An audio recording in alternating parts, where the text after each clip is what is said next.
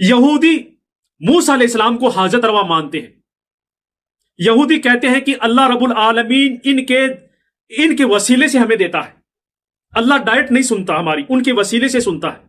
ان کے موسیٰ علیہ السلام کے وسیلے سے ہمیں دیتا ہے، اس لیے ہم موسیٰ علیہ السلام سے مانگتے ہیں، ان کی عبادت کرتے ہیں.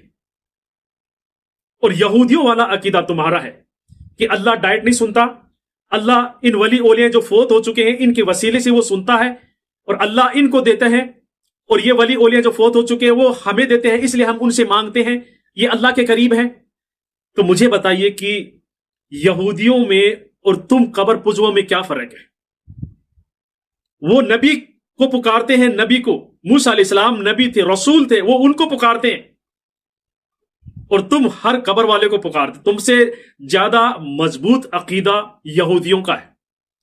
یہودی صرف موسیٰ علیہ السلام کو مدد کے لیے پکارتے ہیں، اور تم ہر قبر والے کو مدد کے لیے پکارتے ہو. تو ہزاروں، تم نے لاکھوں مزاریں بنا رکھی ہے، تم لاکھوں مزاروں والوں کو تم پکارتے ہو. تو مجھے بتائیے یہودیوں کا عقیدہ مضبوط ہے، ان کا ایمان مضبوط ہے، تم قبر پجوؤں کا مضبوط ہے. وہ ایک کو پکارتے ہیں، تم ہزاروں کو پکارتے ہو. تو تمہارے میں اور یہودیوں کے عقیدے میں کوئی فرق نہیں ہے. اگر تمہارے کو یہ ولی اولیاء اگر جنت میں لے کر جائیں گے تو تمہارے ولی اولیاؤں سے بڑا رتبہ ہے، وہ رسول ہے موسیٰ علیہ السلام، تو وہ بھی سارے یہودیوں کو جنت میں لے کر جائیں گے، کیونکہ یہودی ان کی عبادت کرتے ہیں، ان سے ہی مانگتے ہیں، ان کو حاجت روا سمجھتے ہیں، تم جس طریقے سے ولی اولیاؤں کو سمجھتے ہیں.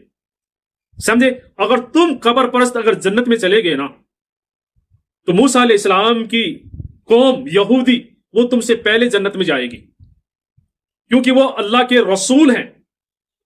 اور عیسائی وہ تم سے پہلے جنت میں جائیں گے، کیونکہ وہ عیسائی جو جس کو مانتے ہیں عیسیٰ علیہ السلام کو، وہ بھی اللہ کے رسول ہیں. تو اللہ کے جو رسول ہیں عیسیٰ علیہ السلام، پھر وہ اپنی قوم کو کیوں پیچھے رہنے دیں گے؟ جب تمہارے ولی اولیاء تم کو جنت میں لے جائیں گے تو عیسیٰ علیہ السلام اپنی قوم کو جنت میں نہیں لے کر جائیں گے، تو تم سے پہلے عیسائی بھی جنت میں جائیں گے. سمجھے؟ میرے پیارے مسلمان بھائیوں، ان سے بچیے.